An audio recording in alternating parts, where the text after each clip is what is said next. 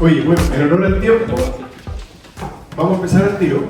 Primero agradecerles que hayan venido.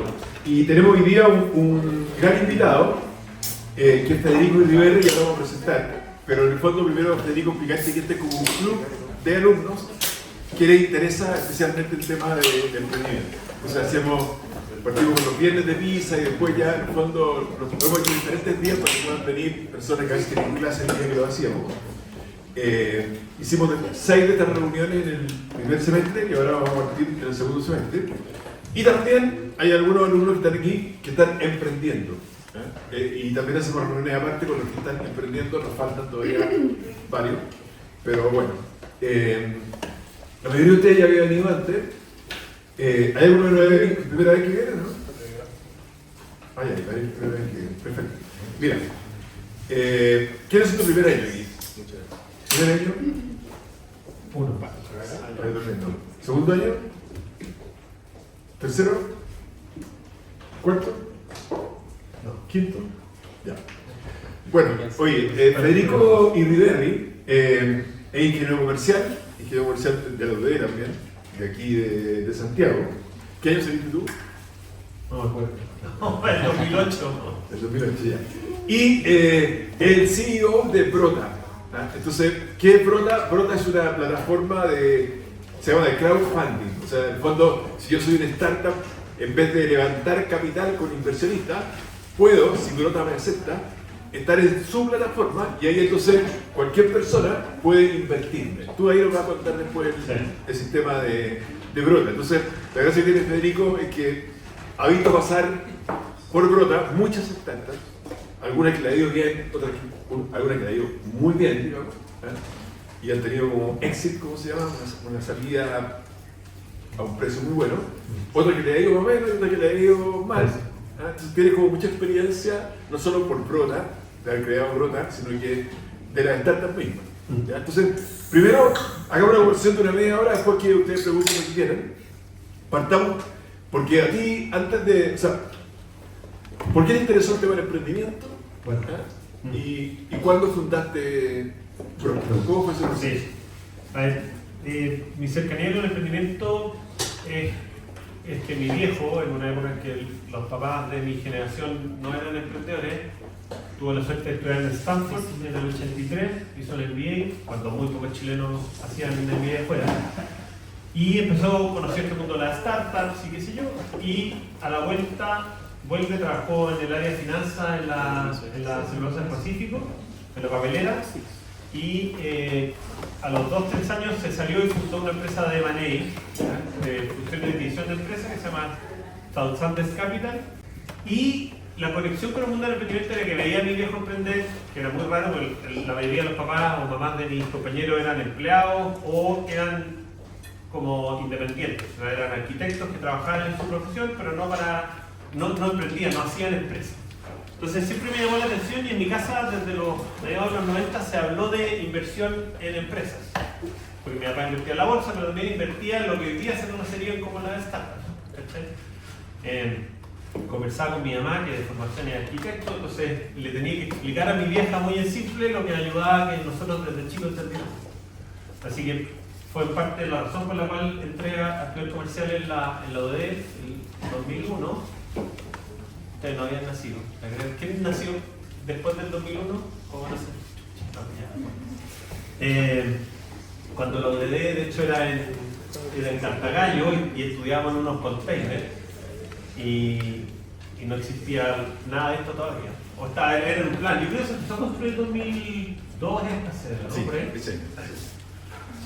Y nada, esa fue mi cercanía con el emprendimiento. Para ser bien honesto, a mí me fue muy bien en la U porque me encontré. Yo era un alumno bien del montón en el colegio, porque no entendía por qué tenía que ir al colegio. Después en comercial como que encontré que me estaba dando un montón de herramientas, independiente de lo que quisiera hacer, como que tenía herramientas para hacer lo que yo quisiera. Y siempre pensé como, a mí no se me va a ocurrir cómo hacer una empresa, pero me voy a poner en servicio de ayudar a otros a hacerlo. ¿Cachai? Fue un poco lo que me motivó a partir una carrera que lleva 15 años, porque yo trabajé acá en la U 4 años y medio, trabajé primero 2 años en un centro que se llama Centro de Emprendimiento e Innovación, que diría un poco lo que hace Carlos Varela y su equipo en Acelere, en Cuba, este tipo de cosas, etc. Después se cerró ese centro, que se creó la vicerrectoría y me invitaron a formar parte del equipo fundador de la incubadora de la UD Ventures. Y ahí estuve como 2 años y después me fui a la Corfo, que es como el departamento del gobierno que entrega subsidios y fondos para los emprendedores y emprendedoras. Y de ahí me paso a Brota. No alcancé a trabajar en Startup Chile, de hecho trabajé en la oficina al lado, que estuve casi desde el principio. Y me tocó evaluar capital semilla, como evaluar de hecho el diseño del subsidio, ¿ya? Y el desempeño del subsidio de los programas. Y ahí me tocó evaluar el subsidio que le daban a las redes de ángeles, ¿ya? Hay una categoría de inversionistas que se llaman los inversionistas ángeles, que son gente de alto patrimonio, que en esta cosa como de invertir en etapas muy tempranas, con mucha incertidumbre, cuando te hacen un cheque de $20,000, de verdad es como que cayeran del cielo, ¿cachai? Porque hay alguien que con mucho riesgo decide apostar por tu proyecto. Y había un subsidio que le daba plata a quienes quisieran crear redes de inversionistas ángeles, y que mi evaluación es que era un mal subsidio, o en realidad el desempeño del subsidio había sido muy malo. Se habían creado varias redes de ángeles y ninguna estaba activa o hacía muy poquitas inversiones, ¿ya? Y en paralelo, para conectarlo con Brota lo parte mi socio, que se llama José Antonio Berríos, alias El Loco, ¿ya? Si a tu socio le dicen El Loco, chiquillos se cuentan más temprano que tarde, no es no. Siempre tiene que haber un loco en el emprendimiento. Entonces, yo había conocido a José Antonio por el ecosistema, él echó a andar Brota en conjunto con un par de socios inversionistas, y al año, cuando Brota levanta capital en Brota, José Antonio me invita a mí a hacerme cargo del área comercial, y yo diría que ahí trabajé como un año, así como llamémosle, como a prueba, y ya al final de ese año José Antonio me invita como cofundador de Brota y me toca hacerme de un paquete de acciones que fui adquiriendo en una cosa que se llama vesting, que está muy de moda, antes no se llamaba así. Y ahora se cuenta ahora qué es Brota. ¿Y en qué modelos se inspiraron? Sí, mira, todo esto viene por mi lado, ver que había un motor en el Estado que buscaba promover la creación de nuevas startups, para que cachen más o menos. La Corfo debe financiar en promedio, entre todas sus líneas, como a 500 startups por año, ¿ya? Y cuando partimos Brota, de esas lograban levantar su siguiente ronda de financiamiento menos de 10. Todo el resto quedaban o en el camino o se morían por falta de financiamiento. Las startups requieren una cosa bien particular, que es que como están innovando, su tiempo para que el mercado reaccione a su propuesta es más larga que si tú salís a ofrecer lo mismo que ya existe. Por tanto, viví mucho tiempo debajo de la línea de explotación, ¿cachai? Como debajo del punto de equilibrio. Entonces necesitan capital hasta que se alcanza un momento en que el mercado reacciona a la propuesta y eventualmente desde una diferenciación agarran vuelo y ya todos conocen, no sé, tipo Corner Shop o Uber o... Y entonces en Brota lo que hicimos fue creamos una especie como de bolsa. En ese momento el concepto era bien básico, era crowdfunding, financiamiento colectivo. O sea, había una plataforma donde le permitíamos a los proyectos pasados ciertos filtros presentar su oportunidad de inversión. Es decir, oye, mira, yo soy tal empresa, busco 100 millones por el 10% de la compañía, y al otro lado que cualquier persona pudiera invertir desde bajos montos para hacer más accesible esto también a la sociedad civil, ¿ya? Para que cachen, parte de mi diagnóstico en las redes de ángeles es que el ticket mínimo que te piden ahí son $20,000 por inversión, ¿ya? Y como este es un activo que requiere que tú inviertas en un portafolio de entre 10 y 20 startups, si tenéis que poner $20,000, tenéis que tener entre $200 y $400,000 solo disponible para riesgo, que no debería ser en un portafolio razonable más del 10% de tu capital. Entonces estaba limitado a, no sé, 20 personas en Chile. Entonces lo que hicimos fue, partimos Brota permitiendo a las personas invertir desde 30 lucas, pero nos dimos cuenta que en las 30 lucas la gente regalaba la plata. ¿Cachai la cuestión? Había gente que invertía en proyectos y yo le decía, oye, ya tenéis que suscribir tus acciones. No, me da lata, le regalo las 30 lucas que tiene. Ya dije, ya. Como no podemos, porque necesitamos suscribir las acciones, lo subimos a 100 lucas. Dijimos ya, el mínimo invertir es 100 lucas. ¿Qué nos pasó? Las dos únicas personas que han reclamado en la historia de Brota frente a los fracasos de los proyectos han sido dos inversionistas de 100 lucas y dijimos, quizás estamos dándole acceso a gente que no entiende lo que está haciendo con su plata. Entonces subamos el ticket a Que 500. no entiende el precoso que es, Exacto. que puede perder todo. Claro, exacto. De hecho nos pasó, porque uno nos acusó y dijo, como yo vendí todas mis acciones de la TAM para invertir en esta startup que quebró.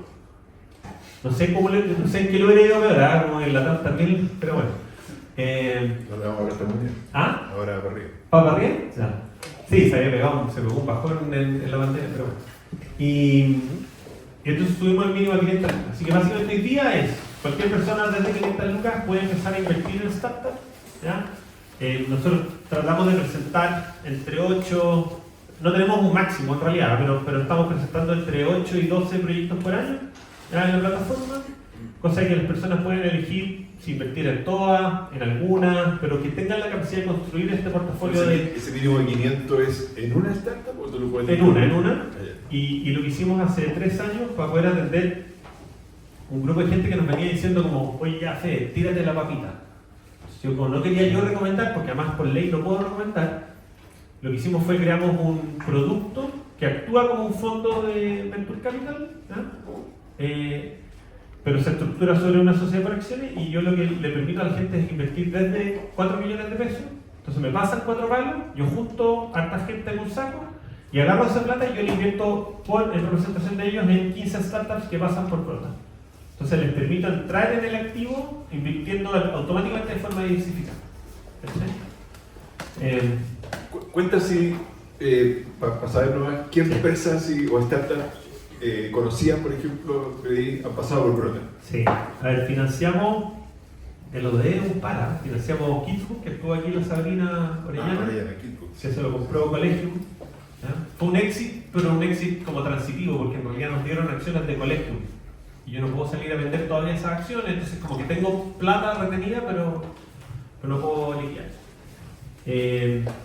Pago fácil. Pago fácil pasó por Brota, llegó un emprendedor que se llama Cristian Tala, un ser muy particular. Vino a dar una charla de Vino, aquí. sí, personaje. De hecho me acuerdo como perfecto, como que llegó mi socio y me dijo, te voy a juntar con Cristian, que a mí me dio la lata la otra vez en una reunión y tiene un proyecto, así que escúchalo. Entonces me junto a la reunión y que me dice, oye, quiero hacer una cosa para facilitarle a las empresas el poder vender online.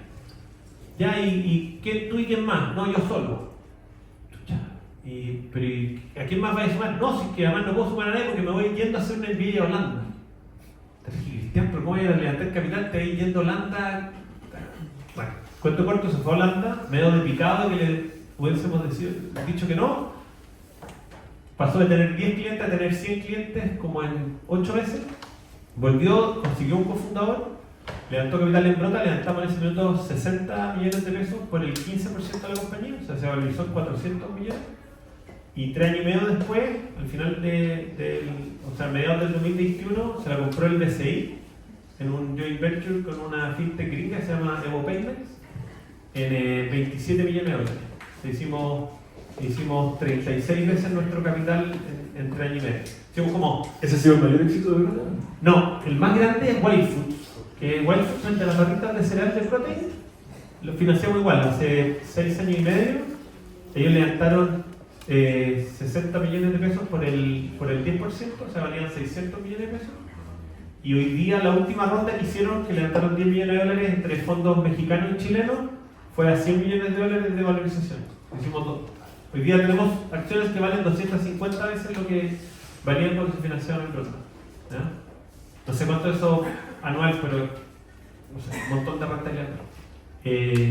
¿Cuál es la empresa que le han dado más plata a través de Brota?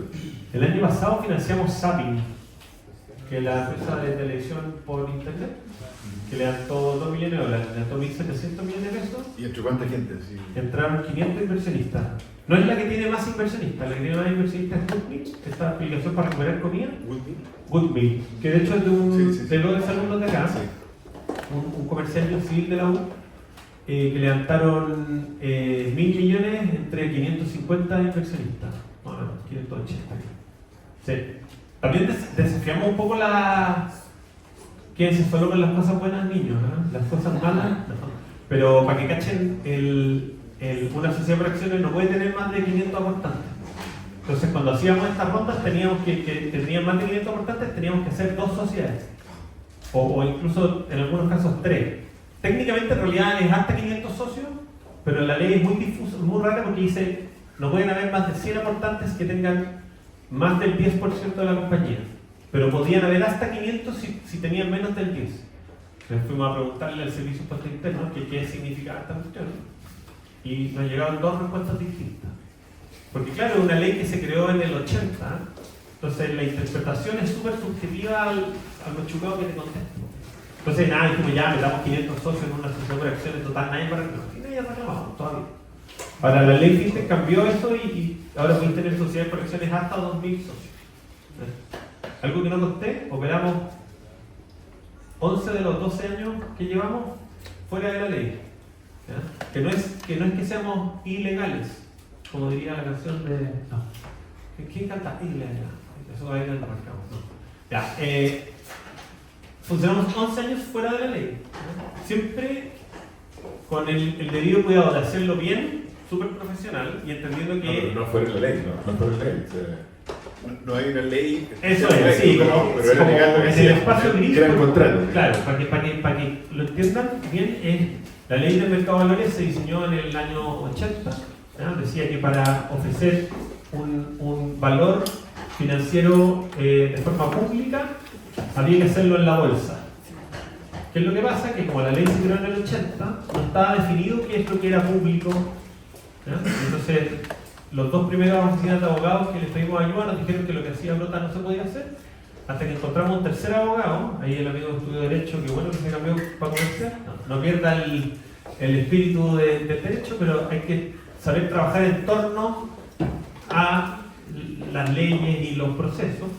Y lo que nos dijo esa oficina de abogados, que era CMS Querida Allende, fue que si yo obligaba a las personas a registrarse, la información de esa compañía no era pública, sino que era privada, porque había un filtro entre verlo, porque había que registrarse. Y con esa modalidad operamos. Durante 11 años seguidos le tocamos la puerta al mercado, al regular del mercado, la CMS, hasta que el año pasado sacó la ley, donde nos invitaron a participar activamente en la discusión de la ley. Eso es muy bonito, ¿eh? Como que llegó a la CMF, de hecho nos citó la máxima comisionada de la CMF, no sé cómo se llama. Yo creo que ella, y nos dijo, oye, ¿qué podríamos agregar en la ley FinTech que podría matar a Brota porque no queremos hacer eso? Y ahí te das cuenta que si así bien la pega y generáis el impacto correcto por las razones correctas, vais a tener la capacidad de ingerir sobre ese tipo de discusiones. Y sacamos una ley que efectivamente es muy buena, llega tarde, pero es muy buena porque no regula quiénes pueden invertir ni qué montos se pueden transar, que han sido las cosas que se hicieron en otros países en torno a la ley al crowdfunding y que mataron finalmente el crowdfunding. De hecho, así como Brota existe solo en Brasil, que ya no se llama Brota, nos estafó nuestro socio que se llama Frederico, para más remate. ¿Ya? No, sí, me siguen llegando mails en portugués, en el contexto que no soy ese sujeto. Y... pero ustedes intentaron hacer Brota a Brasil. Claro, cuando habíamos logrado hacer las 3 primeras campañas en Chile, nos envalentonamos muy instantáneamente, muy ingenuo, y nos fuimos a Brasil. Y encontramos a este socio, Frederico Rizzo, y que era amigo de uno de los inversionistas iniciales de Brota, y que estaba bien conectado porque era el hijo del presidente de la bolsa en Brasil. Hacía como un montón de sentido que si queríamos hacer replicar algo como la bolsa en chiquitito, lo hiciera él. Pero nos estafó. O sea, en realidad no cumplió con el acuerdo, que era darnos el 30% de Brota en Brasil. Empezó siempre una negociación constante, que, bueno, no quiero hablar de así que lo único que logramos en ese minuto, desde la pobreza de nuestra caja, fue pedirle una nulidad de marca. Entonces no se llama Brota, se llama CRIA ahora, con K. Ahora sí que tenemos plata, le metimos una demanda, así que ojalá se pudra la cárcel, o nos pague todo lo que nos dé en realidad. Y tratamos de abrir Brota en Colombia. Ahí no nos funcionó porque cuando estábamos por sacar los 2 primeros proyectos y empezar a operar, sacaron una ley muy rápido en contra, en realidad a favor del crowdfunding, pero muy regulado por el miedo al lavado de dinero, ¿ya? Sobre todo el tema del lavado de activos por el tema de las drogas. ¿Ya? Claro, porque este es un mundo online, como los bitcoins, el mundo cripto, que no tenía mucha claridad de dónde nace la plata y a dónde se mueve. Entonces aquí un poco había ese susto en Colombia y se reguló muy mal el crowdfunding y terminamos teniendo que volvernos a Chile con lo opuesto. Oye, cuenta por qué una empresa, una startup, por Sí. ejemplo, en vez de levantar capital con inversionistas, que es lo tradicional, hacer rondas, qué sé yo, prefiere Brota. Bueno, sí. A ver, esto es una forma de financiamiento, efectivamente, ¿ya?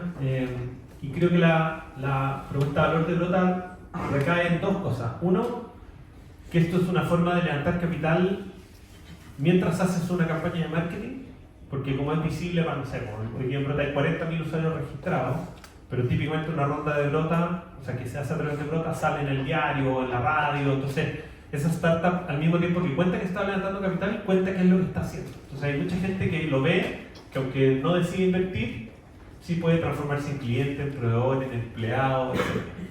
Y la segunda razón es porque creemos fehacientemente en esto, que es en el poder del crowd, ¿ya? De la inteligencia colectiva, y que ese conjunto de inversionistas pueden ser una muy buena fuente de red de contacto, conocimiento, más financiamiento en el futuro, etc. Entonces cuando a ti 100 personas en el uso racional de sus capacidades deciden poner plata en tu proyecto, igual hay una validación social de lo que estáis contando de tu negocio después. Pero lo hace como una apuesta mucho. Sí, claro. Y pasa siempre que entre esos 100 inversionistas también hay pelota que vive molestando y pidiendo información cuando no le corresponde o tratando de opinar sobre cosas que no le corresponde opinar. Pero es parte de, ¿ya? También podría tener un solo inversionista que también puede ser un pelota y que te empiece a entorpecer el desarrollo del negocio. Así que parte de nuestra apuesta es un poco eso, es como que volvamos a ser una sociedad que valora la construcción de empresas en sociedad. ¿No? Para que ustedes cachen, cuando se creó la bolsa, había mucha gente que invertía en las empresas de la bolsa y nos pasó que un inversionista nos dijo, esto es como cuando Falabella salió a la bolsa y yo invertí en Falabella y ese fin de semana llevé a mi familia y les dije, miren, yo soy dueño de un pedacito de esto. Probablemente como de una baldosa del baño, pero de un pedacito de Falabella. Y como que había una conexión, hoy día no hay ninguna conexión. Yo de hecho soy cliente del Vice y soy accionista del Banco de Chile. Y eso no hace ningún sentido, porque vemos la bolsa solo como un instrumento de inversión. Y nos desconectamos del hacer empresas juntos. ¿Cachai? En cambio, en Brota de nuevo, ustedes podrían ser socios de Goodmill, de Políglota, de Zapping, de Wild Foods, de Pharmaloop, de no sé, un sinfín de cosas en las cuales en esa etapa ese proyecto sí se beneficia de que ustedes sean embajadores de esas marcas. Porque si tú contáis que invertiste en esa compañía, o usáis el anteojo de Carun, o compráis los productos de Wild Food, tenía un impacto real.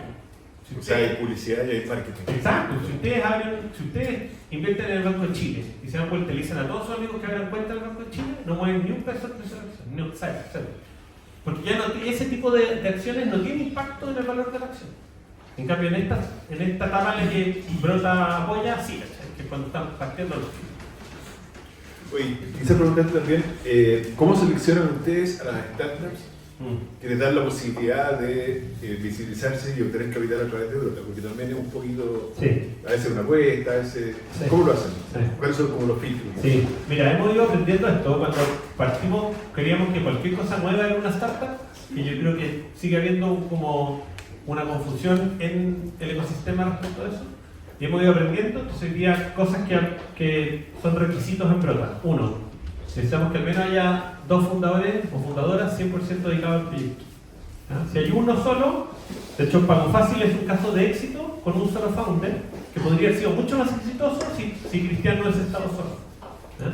Entonces ahí aprendimos que tienen que haber al menos 2 personas 100% dedicadas. Tienen que estar en control de la compañía, o sea que esos 2 socios o socias que estén dedicados tienen que tener más del 50% de las acciones para poder tomar decisiones. ¿Ya? Después exigimos impacto social o medioambiental positivo, o sea que el negocio no se haga solo para ganar plata, ¿ya? Muy en la lógica del movimiento de las empresas B o el capitalismo consciente, por si quieren ver eso. Exigimos innovación, o sea que sea diferente, o sea que sea mejor y diferente a lo que existe. ¿ya? Como tratando de asegurarnos de que se va a ganar la carrera por dominar el mercado desde un factor innovador. Buscamos tracción, o sea que a través de los propios números de la compañía nos ¿Hay que muestran. tener venta o podría financiar una empresa que todavía no tiene venta? Hoy día sacamos un programa nuevo que se llama Ignite, que busca atender empresas de etapa temprana, aunque no tengan ventas. Tienen que tener tracción aunque no tengan ventas. Entonces puede ser, por ejemplo, número de usuarios registrados. ¿Ya? Aunque lo estén pagando. Aunque no estén pagando, efectivamente. ¿Ya? Dependiendo un poco de los negocios, hay por ejemplo, todo el mundo de las redes sociales cuesta mucho que ganen plata. Porque solo van a ganar plata cuando hay una masa de usuarios tan grande que efectivamente a las marcas valga la pena hacer publicidad en la plataforma y pagarte por eso, tipo Facebook, ¿cachai? Entonces ese tipo de aplicaciones no te va a poder mostrar como tracción desde el punto de vista de las ventas muy rápido, pero sí desde el punto de vista de uso, tasa de uso, volumen de registro, visitas, interacción, tiempo de permanencia, etc. Una pregunta, ¿son todos negocios tecnológicos virtuales por ejemplo? ¿O hay negocios, no sé, minimarket? Sí. ¿Sí? ¿Hay Nosotros- negocios físicos? Sí, hay negocios físicos. Nosotros tenemos una visión bien particular del mundo de las startups. Primero basado en que el mayor caso de éxito de Brota es Whitefood, que vende barritas de cereal. ¿Cachai? Y es que... Es físico. Que es físico, súper físico. De hecho, la tecnología es el mail que usan para mandarse correos, ¿cachai? Como que no hay cero más tecnología que eso. Debe haber, intenten hoy día usar software y cuestiones, pero su página web es como la tecnología. Entonces, nuestra visión es que si tú eres capaz de diseñar un modelo de negocio que se pueda replicar en el tiempo, eventualmente vas a poder correr la carrera startupera. Whitefood llegó a Brota vendiendo 3 millones de pesos mensuales, hoy día vende 3 millones de dólares mensuales. ¿Ah? En 6 años. Que no es trivial pegarse ese salto en el mundo de los alimentos. Entonces hay de todo. Financiamos efectivamente hace poco una empresa que se llama Rookie Market, que pone con K, sí, que pone como mini Oxxos en tu departamento. Entonces al lado de la recepción tú vas y compras. Claro, y puedes comprar con un QR, escaneáis escaneáis el QR, eso activa la aplicación y después escaneáis estos códigos de barra de los productos y te dice ya tu cuenta es, no sé, 7 lucas, pagar con la tarjeta de crédito y no tenés que salir y esperar a que te vengan a hacer el delivery. Y está muy eficientizado el modelo para que haya solo productos de alta rotación. Es bien choro porque como está ahí físicamente, la primera pregunta de todo lo que hiciste fue, oye, ¿qué pasa con el robo? Ya, uno, esto ocurre en espacio cerrado, está dentro de un edificio, no cualquier persona entra al edificio. Dos, alguien le dijo, oye, ¿y los niños no te roban los niños? Y todos los productos para niños están en las partes de arriba de las góndolas. Cosa que no pueden alcanzar los niños. Abajo están los pañales, las cosas que son poco atractivas para los niños. Y ponen unas cámaras falsas con una luz LED roja para que parezca que están grabando, pero solo desincentivar, ¿cachai? ¿Sí o no? Es como que uno funciona por eso. Decimos, oye, si me pillan, ¿no? Y de hecho ellos se dan cuenta que, por ejemplo, si alguien se lleva un producto, baja la media hora el papá y paga, ¿cachai? Como que tienen menos merma que los minimarkets. ¿Cachai? Bien interesante. Así que mientras haya una lógica detrás de la escalabilidad de un modelo de negocio, nosotros creemos que puede haber potencial de que se transforme en una startup. Es importante que sea escalable. Sí, que sea escalable. Ahí sí, como el término de escalabilidad es que para crecer no requiera constantes inyecciones de capital. Por ejemplo, yo tengo un restaurante, escalarlo es súper difícil porque cuando quiero abrir la segunda sede, tengo que arrendar el local, decorar el local, contratar a los empleados, habilitar la cocina, todo eso es súper difícil de replicar con tus propios ingresos porque tu margen es muy ajustado. Entonces eso no es un modelo escalable. Está bien, está Chicken Lobby, tiene una serie de cadenas, pero se va volviendo limitada la capacidad de crecer el tiempo. White Foods, como lo hizo por ejemplo, ellos no producen ni una barrita de cereal, todo es producción tercerizada. Dos, crearon una comunidad en base a un marketing muy distintivo. Y entonces ellos van y dicen, voy a sacar un agua mineral con proteína, lo prueban en la página web. Si el agua pica, se lo venden al Jumbo, si no, matan ese producto. Y tienen una capacidad entonces de probar nuevos productos muy rápido en su propia comunidad. ¿Cachai? Y lo tercero es que son muy disruptivos en el marketing. No sé si han visto, sale el weón con la motosierra cortando los sellos y se tiran mermelada en la cabeza. Están locos. A Pierre de Bien, que yo creo que es comercial de la Católica, pero bien está chalado, yo me acuerdo perfecto. Primera reunión, yo no ¿El invertí. fundador? Sí, bien con la organización. Primera reunión, yo no invertí en Whole Foods, porque tengo una sola premisa, que es que si me cae mal el fundador, no invierto.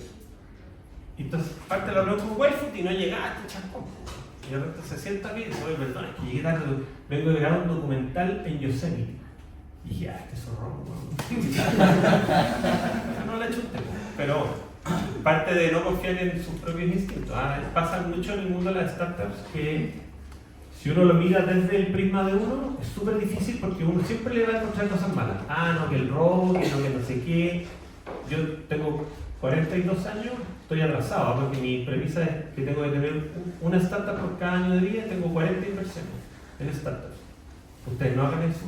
Tengo mucho más del 10% de mi portafolio en startups, pero es porque creo mucho en lo que promuevo y trato de, como lo que dice, put your money where your mouth is, ¿cachai? Como de predicar con el...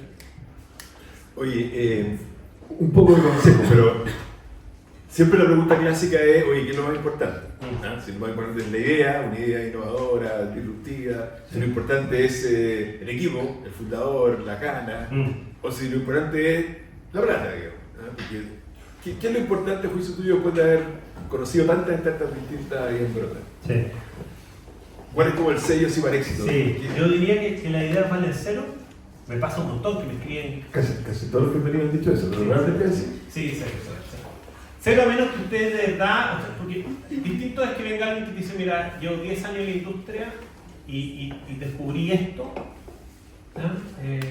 A lo que digo esto le llaman insights. De hecho, hay un libro que se llama como The Hard Things About the Hard Things, que habla como de la creación de startups, y él dice como, yo elijo invertir solo en aquellos founders que vienen y me muestran que tienen un insight sobre un problema, como un approach de ese problema que nadie más ha visto. Tipo Uber, como que la gente le decía al de Uber, oye, pero es que estáis locos, si ya existen los taxis, ¿para qué la gente va a necesitar Uber? Y él dijo, no, porque al otro lado hay un montón de gente que está buscando empleos flexibles y que está dispuesto a tener un auto. La gran mayoría de la población tiene un auto hoy día en el mundo. En Chile es una cosa sorprendente la cantidad, como, fíjense, no hay nunca un auto que vaya más de 2 personas arriba, excepto como los autos familiares, pero en general van 1 o 2 personas. Hoy día se vendió un artículo sobre eso, que aumentó en 1.100.000 autos en 4 años. No, ha sido una locura. No, el parque automotriz, bueno. Y el día decía, bueno, porque esto es lo que yo creo, y mira, y de ahí, entonces la idea vale poco, vale mucho como ese insight y que de verdad ya, cuando te dicen no te enamores de la solución, enamórate del problema, tiene que ver con eso, como tratar de encontrarle qué es lo que el resto no ha visto. Oye, si Corner Shop ya existía, se llamaba Telemercado Europa, pero tú tenías que llamar por teléfono con un catálogo en la mano y pedir el carro. Alfredo Moreno. Sí, y los Corner Shop dijeron, oye, esto ya existe, lo que pasa es que se han subido el carro de la tecnología, y al otro lado ya se había validado el modelo peer-to-peer de que alguien trabaje para ti por un poco de plata. Pero en el fondo la idea vale cero mientras no la ejecutes. Exacto, tal cual. De hecho, lo que vale es la idea puede ser muy buena. Sí. De lo que vale es la ejecución de la idea, ¿no? Y para eso sí, lo más importante es lejos del equipo. No trabajen nunca con sus mejores ánimos. Esto es casi receta para el fracaso, porque siempre va a ser complicado decirle al de al lado que es un pelota, porque lo que está haciendo está mal, porque siempre va a haber algo entre medio, como una cosa así como, mi amigo, ¿cómo le decís que un pelotudo? Y decir que un promedio está Joaquín, así que bueno. Gracias, por el respeto. ¿Cómo se llama? Improperios leves. Es súper complejo decir, y parte, por ejemplo, de lo que yo creo que nos ha llevado a donde estamos en Brota, es que José Antonio no es mi amigo. Yo lo conocí por pega, y me invitó por pega, y hoy día vamos y nos agarramos del moño, pero el día siguiente se nos tiene que pasar porque los dos estamos en Brota porque queremos que a Brota le vaya bien. No porque yo soy amigo de él y quiero que nos vaya bien a nosotros. De hecho, quiero que a él le vaya más. No. Quiero que a todos nos vaya bien. Pero el ser amigo como que da sinergia.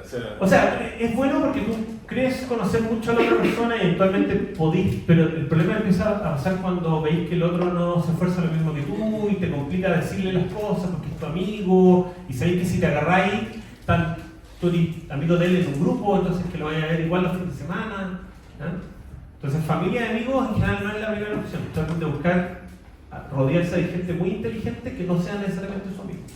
O establezcanlo desde el principio, así también, igual que los matrimonios, uno no se casa con régimen matrimonial, que son las condiciones para separarse, uno no se casa porque cree que se va a separar, si no, no se casa. Ustedes están lejos de esa decisión, pero uno se casa con régimen matrimonial por si pasa. ¿Ya? Ustedes, si van a hacer una startup con un amigo, háganlo, pero pongan un pacto accionista muy claro de cómo se toman las decisiones y cómo se le da salida a uno si se quiere ir, o etc. Así que...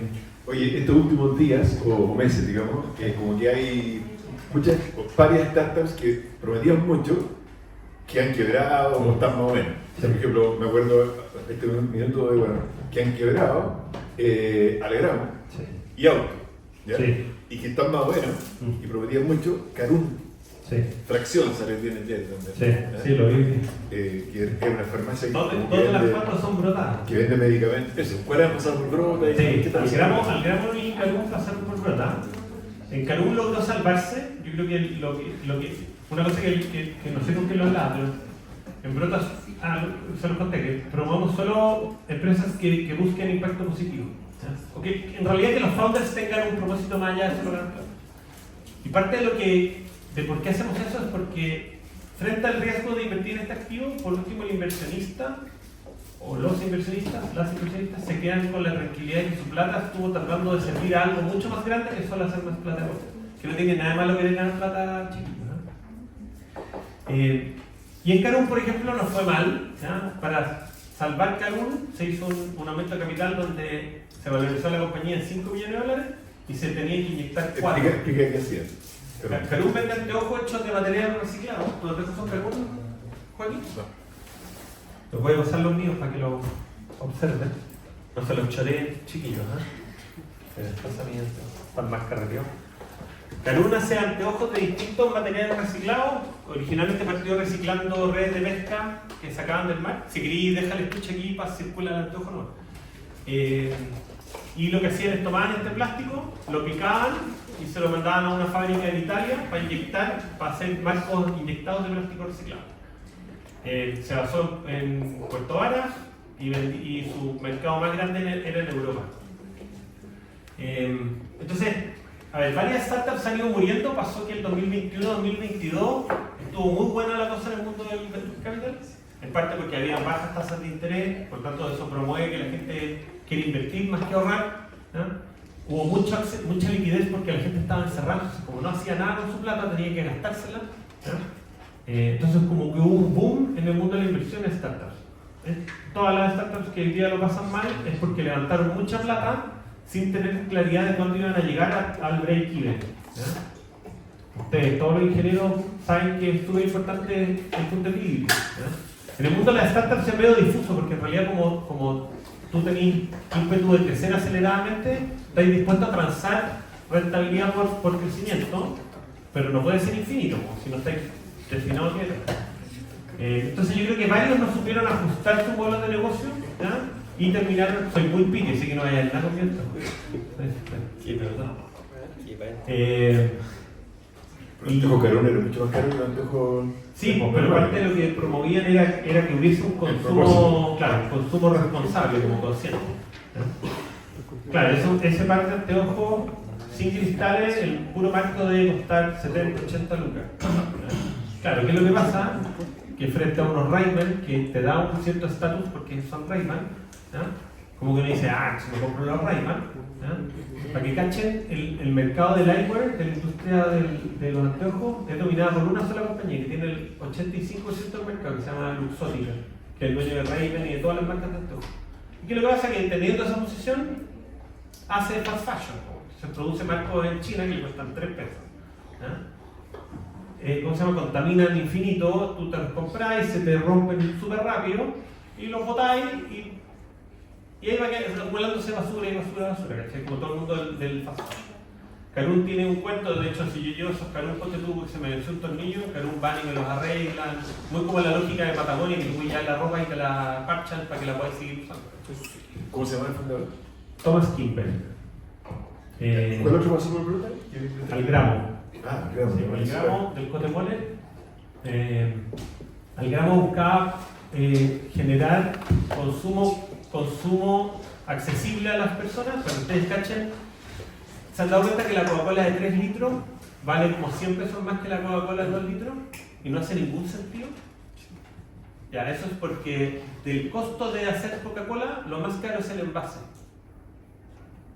Entonces, ¿qué es lo que pasa? Que la gente de menores ingresos tiene una cosa que se llama el impuesto a la pobreza, que lo crearon ellos como concepto, que es que al consumir en formatos pequeños, tú pagas más por gramo que cuando puedes consumir en formatos grandes. Véanlo, no sé, bueno, el detergente después en sus casas, como el Omo de 1 kilo vale 1000, el Omo de 3 kilos vale 1200. Que lo que pasa es que la gente de menores recursos no tiene para poner 1200 y tiene que comprar el de Luca y paga más por gramo que Entonces ellos al principio empezaron a vender productos a granel, eso se llama el gramo. Tú ibas a una máquina dispensadora, ponías moneda y te vendía 500 gramos de arroz. Y como el tarro era tuyo y era reciclable, entonces comprabas sin el costo del tarro a la hora de comprar. Ya, la cuestión de los dispensadores no funcionó en los almacenes, que además era como para apuntarle a ese público objetivo como de la base de la pirámide, y fueron evolucionando en distintos pivoteos hasta que el último modelo era más o menos lo mismo, pero en máquinas dispensadoras en los supermercados. Entonces igual, pero Coca-Cola te vendía el envase una vez, por eso la Coca-Cola retornable es más barata, porque tú le devolvías el envase de Coca-Cola. Está dispuesto como a entregarte a ti parte de ese costo que Coca-Cola tiene.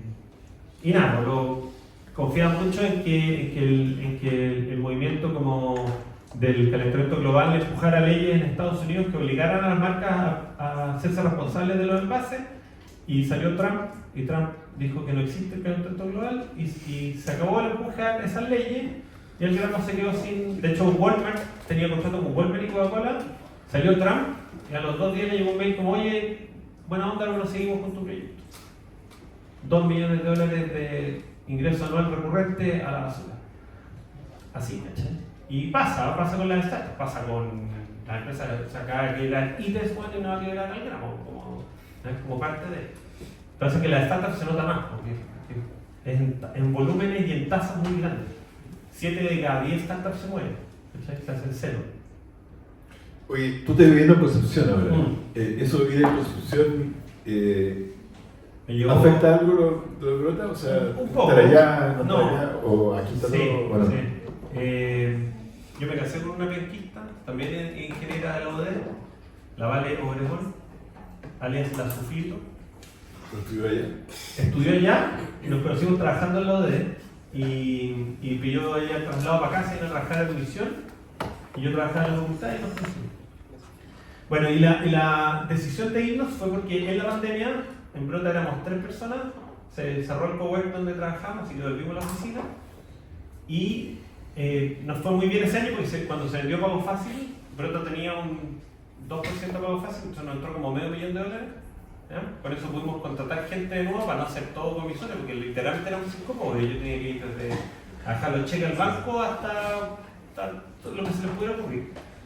Y empezamos a crecer, entonces de 3 pasamos a 5, a 8, a 12, y de repente funcionábamos online. De hecho, tenemos una oficina que funciona en Gather, te la mostré en Fernando otra vez. ¿Cachan Jabotel? Sí. Ya, eso es mi oficina.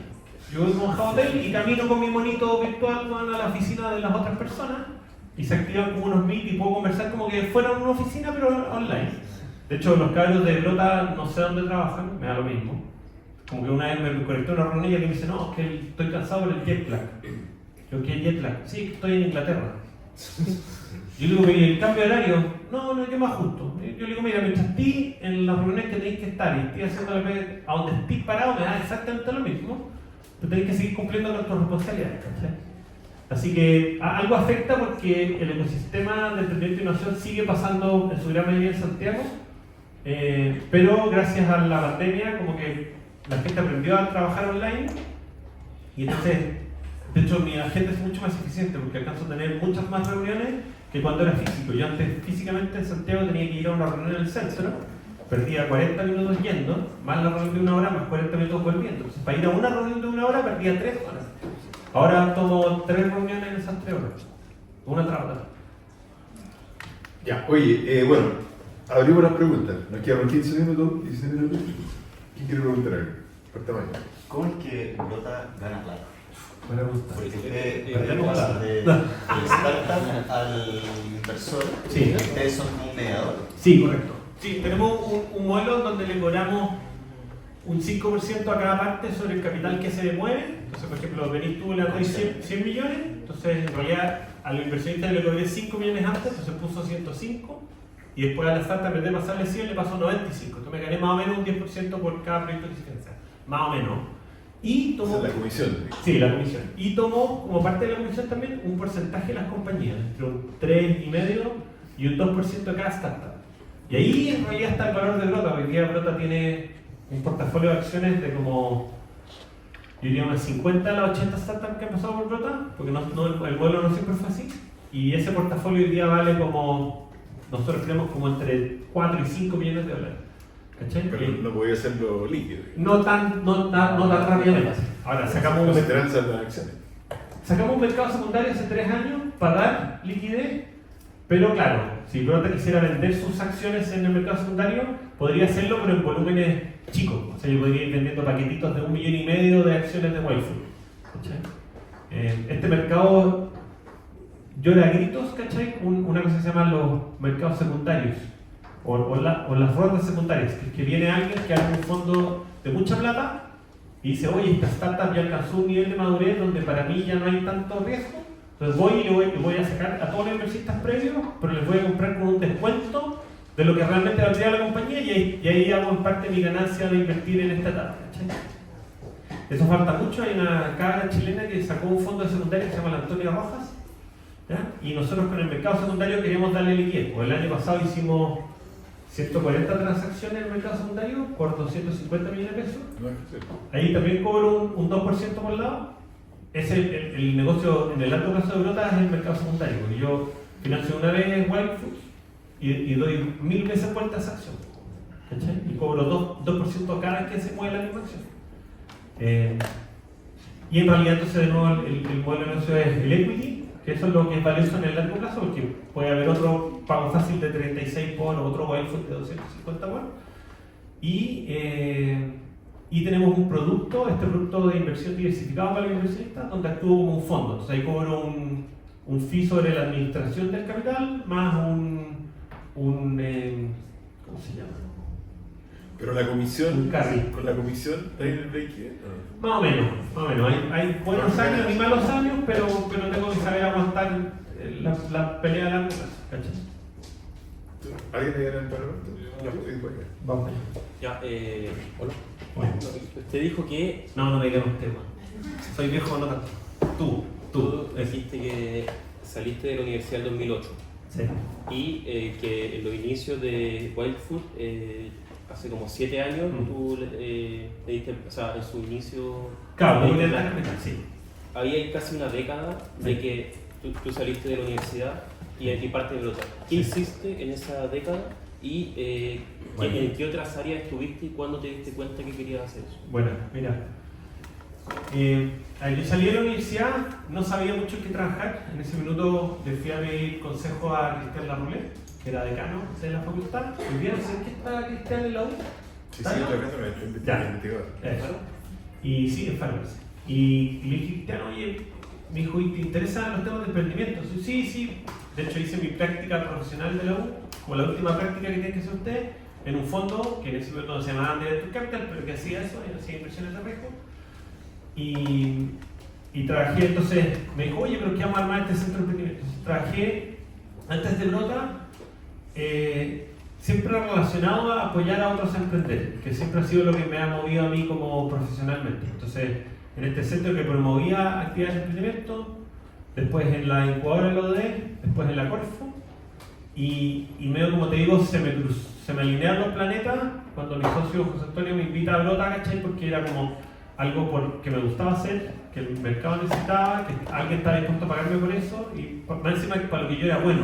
Como el Ikigai. ¿Ah? El Ikigai. Sí, es tal cual, el Ikigai, ¿cachai? Y a mí me pusieron la pega justo al medio de la cuestión, ¿cachai? Que era como en el área comercial de de Brota, ayudando a emprendimientos que querían en la actualidad. Y a mí se me daba fácil porque ya tenía las redes en la industria, ¿cachai?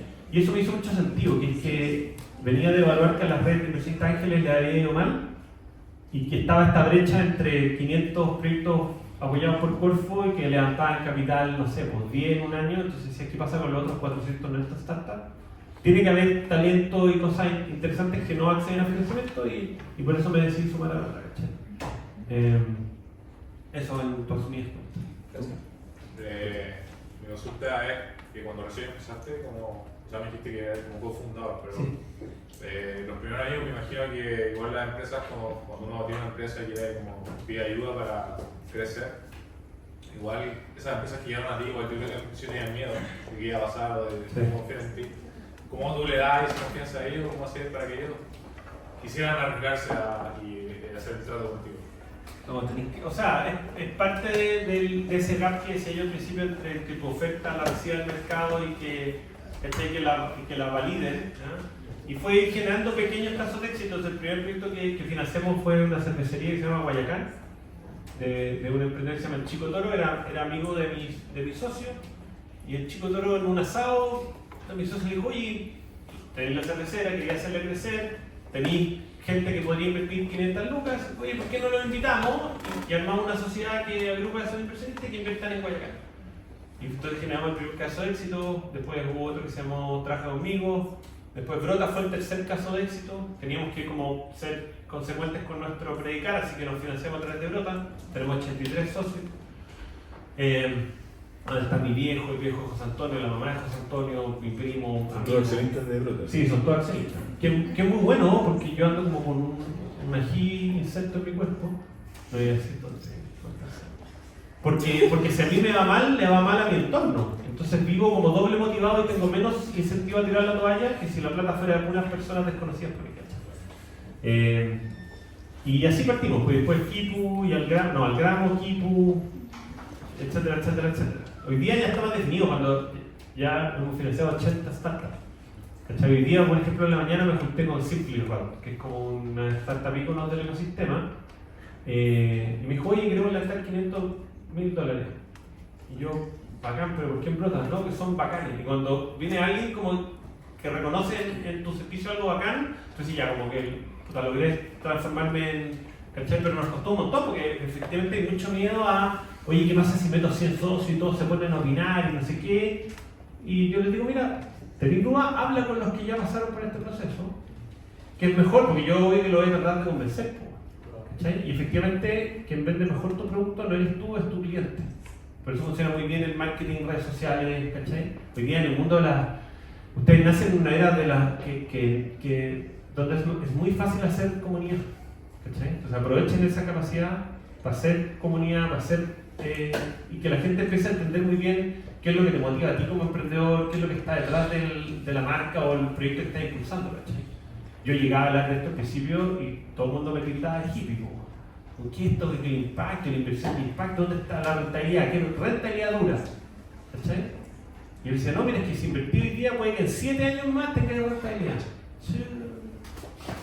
¿Cachai? Y qué duro. ¿Tú trataste de meterte en Brasil y has tratado en Argentina? No, porque es muy informal. Hay como que las empresas se llevan la plata para afuera, ¿cachai?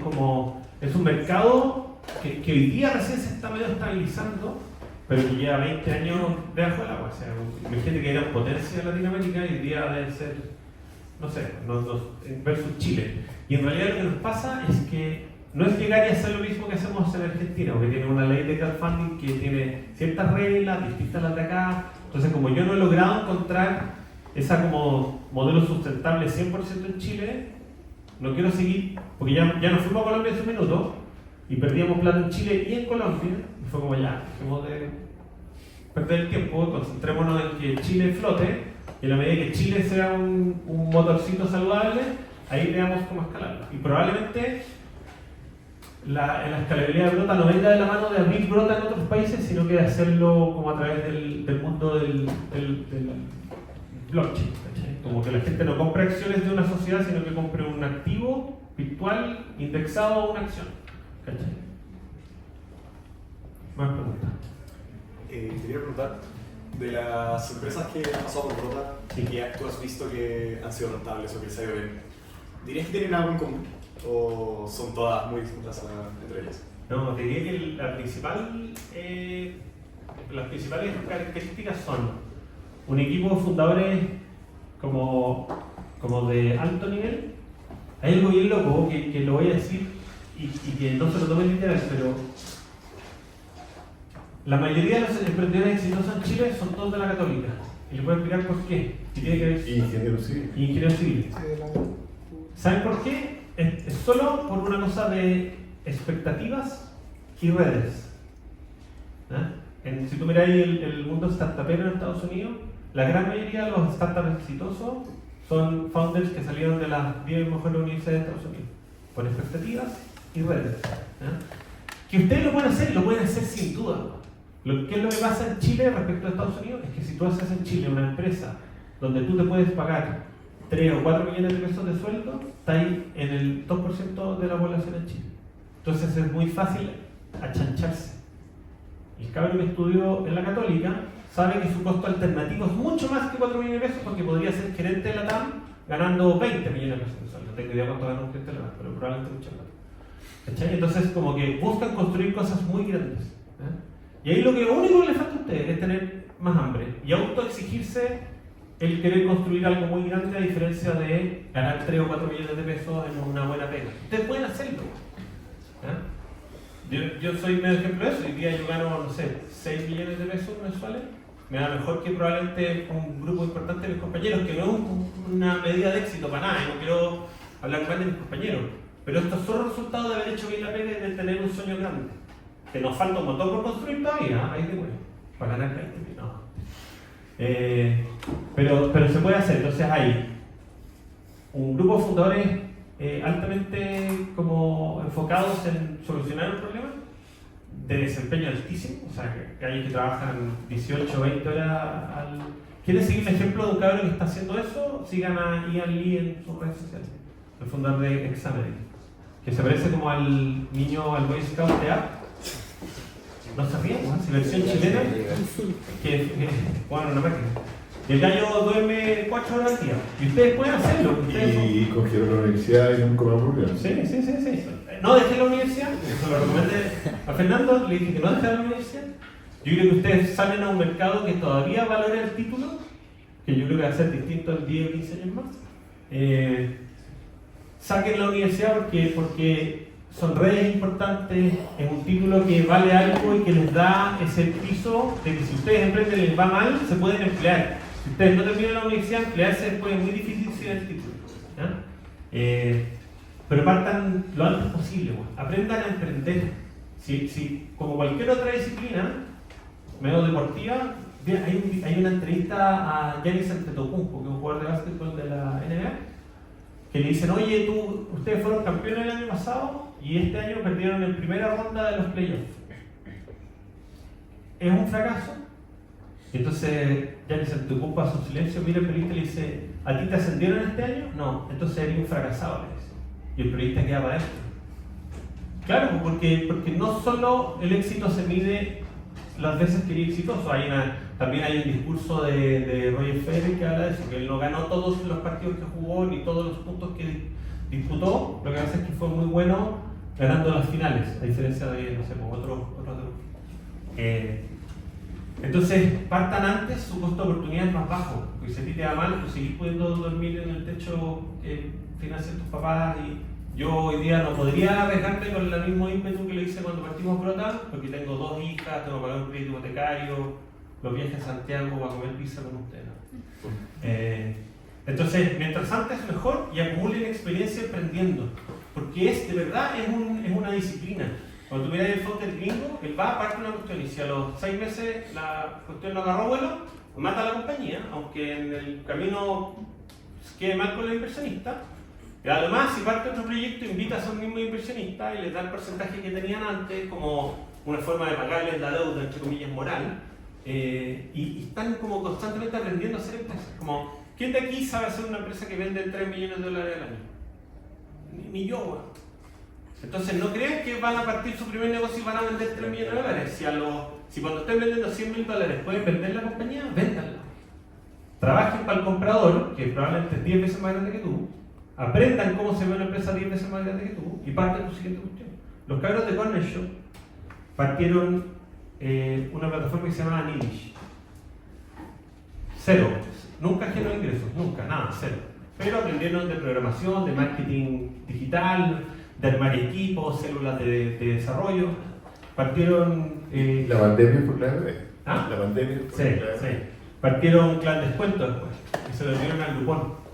¿Qué pasó? Que llegó Groupon, que siempre es más grande que Clan Descuento, y le dijo, oye, tú, fundador, te va a ir a abrir México, y tú te vas a ir a abrir Colombia, y tú te vas a ir a abrir las operaciones de Chile, esos tres founders, ahora a costo y a sueldo de Groupon, aprendieron cómo se escalaban los negocios, cómo se armaban equipos más grandes aún, se salieron de eso, formaron Seahorse, que quebró, cero, levantaron $3 millones de pesos de un fondo chileno, en un año se fumaron la plata, bien hecho, o sea, trataron de que la cuestión funcionara, no funcionó, lo cerraron, y partieron con el short que se lo vendieron en 3 billion a uno. ¿Cachai? Pero eso solo porque fueron muy disciplinados en hacer startups y en saber que cuando la cuestión no estaba dando, no dio nada. Ahí yo, por ejemplo, yo creo que nosotros hemos sido demasiado cabezaduros. Porque seguimos empujando un modelo que el año pasado ha perdido 400 millones de pesos al año. Yo tengo 83 inversionistas, los que tengo que plantarle cara, que perdimos 400 palos al año, pero que acumulamos, o sea, 600 millones de pesos en equity de startup. Y los inversionistas dicen, bacán, pero ¿cómo hay que pagar las cuentas con esa plata? ¿Cachai? Y nos toca convencerlos de que hay que seguir apostando porque el modelo eventualmente va a agarrar palo, ¿cachai? Ahora estamos en la conversación para que nos compren. Crucen los deditos. Una última pregunta, ¿alguien? ¿Allá? Quiero escuchar a alguna mujer. Las dos últimas. ¿Hay alguna mujer que queda allá? Me gusta. Y después para allá. ¿Qué es algo que emprender te enseñó que no pudiste haber aprendido en ninguna otra parte? ¿Para qué soy malo? ¿Para qué soy malo? Porque si tú, en base a lo que a ti te gusta entrar a trabajar en algo, vas a ir como a perpetuarte en una profecía autocumplida. Como si te gusta el marketing y te vayas en el marketing y te vas a trabajar en marketing, probablemente lo vayas a hacer bien en marketing. Pero nunca te vayas a probar en otras cosas. A mí me tocó hacer de todo, hasta vestirme de corpóreo. Así que emprender te enseña también para qué eres malo, porque yo soy pésimo para las finanzas. Y viene la CFO y me entrega unos reportes, y mi socio me dice, ¿y no veis el error? Puta, yo miro el Excel así, me pongo los anteojos. No, pero ¿cómo? Mira, el take rate de no sé qué, y a mi socio le habla los números. Y yo soy bueno para eso, y para el back office, y yo soy muy bueno para el front office, y me gusta la área comercial. Y hemos salido, de hecho hoy día estamos como en un proceso de transición para que él vuelva a ser gerente general y yo me dedique como al área comercial y a la estrategia, ¿cachai? Que es donde brillé los primeros 7 años y que no brillé tanto como sigo. Y parte de ponerse a eso, ¿cachai? Y de nuevo como disciplina. Eso sí, como que creo que aprendí un montón, es que hay que ser súper disciplinado. Imagínate que yo trabajo en mi casa. Entonces si yo quiero un día quedarme acostado, además soy el dueño del boliche, así que nadie me dice que no. Bueno, mi socio me trata de eso. Pero disciplina, imagínate online. No tengo oficina, no cumplo horario, no marco de hito. ¿Cachai? Sí tengo que cumplirle a los 83 socios en la junta accionista, que es una vez al año. Pero te enseño un montón de eso, disciplina y como entender para qué eres bueno y para qué no, y qué tenéis que desarrollar, y qué tenéis que... Yo he hecho como que ahora, a los 42 años, me estoy cuestionando si hacer un executive MBA, no, un senior MBA. ¿Hay senior MBA acá? No. Chambres. Pero probablemente hacer un MBA para repasar un montón de contenido y cosas que creo que me faltaron siendo CEO de lo que Pero hay que descubrir para qué eres bueno y eso de qué. Sí. Y también descubrir para qué eres malo, porque a la hora de emprender te toca buscar socios que te complementen. Y ahí creo que estuvimos súper tacuados con mis socios. Porque no nos conocíamos tanto, pero somos agua y aceite. Mi socio es súper algote, súper inteligente. No llega a las reuniones porque se le olvidan. Pero ve el futuro, bueno, una hueá bien sorprendente. Y es muy inteligente, se sienta y en 10 minutos le saca el rollo a una startup si es un buen problema o no, y si la solución es interesante. Es bien sorprendente. Al otro lado, yo soy súper disciplinado, llego a la hora de la reunión, me carga llegar tarde, bueno, y soy un soldadito, y hago la pega, pero no me considero el más inteligente intelectualmente hablando, o sea, no, ¿cachai? Tengo otras inteligencias. Así me dijo mi mami. Ya, último, porque tenemos que terminar porque hay gente que viene en clase. Dijiste que si una startup no lanza ya como después de 6 meses hay que matarla, pero ¿cuál es? Tú que vivías en un entorno en donde se mueren muchas empresas que como tal levantan capital, ¿cuál es realmente el momento indicado que tú decís ya, hay que matar la empresa? En vez de decir, dame un poco de tiempo más, vemos Sí, si real buena pregunta. En general, a mí me Esos 6 meses lo dijiste, es un promedio. Sí, ¿no? es un promedio. Puede ser 3 años, güey. Sí, nosotros llevamos 12 años haciendo una empresa que no es rentable. Por eso. Tiene que ver, a mí me gusta mucho el modelo que tiene Parsons, que se llama el ETNA, que significa Entrepreneurship, Thought and Action. Y dice cómo hacer pruebas, pero siempre acotando el riesgo y la interpretación a algo que tú dices cuando como... ¿Qué es lo que pasa con José Antonio? Que ninguno de los dos tiene realmente un costo muy alto como de dejar de hacer lo que estamos haciendo. Nos podemos pagar un buen sueldo, nos podemos vivir de lo que hacemos, realmente, porque en realidad perdemos plata, pero al menos... Y si nos va mal, no quedamos en la calle botados, ¿cachai? Como que ya los dos más o menos tenemos casa, etc. Distinto, ¿cachai? Como para un grupo importante de la población que si le da mal y queda endeudado, salir de la deuda puede ser un hoyo imposible. Entonces, midan ese riesgo y pónganse, lo dice oye, si en 8 meses no vendemos 3 millones de pesos al mes, puta, cerramos también. Por el costo alternativo, porque la inversión que tú tuviste que poner para echar a andar eso fue muy alta, etcétera, etcétera. Entonces, pueden hacerlo así y digo 6 meses por poner un horizonte como fijo, pero no tiene que ver también con esa expectativa de qué es lo que querés construir tú y si estáis logrando encontrar el camino o no. Yo creo que parte de que hayan estos casos tan emblemáticos como Algramo y Carún es que generamos la ilusión de que había empresas grandes porque llevan mucho tiempo como contando el cuento, pero que hace rato deberían haber cerrado porque no han rentado. ¿Cachai? Eso. Ya, oye, ya estamos en la hora, creo que ha sido muy entretenido. Además, Federico viene especialmente de Concepción a conversar con nosotros, así que agradecerte muy especialmente. Felicitaciones por todo lo que has hecho. Hablamos.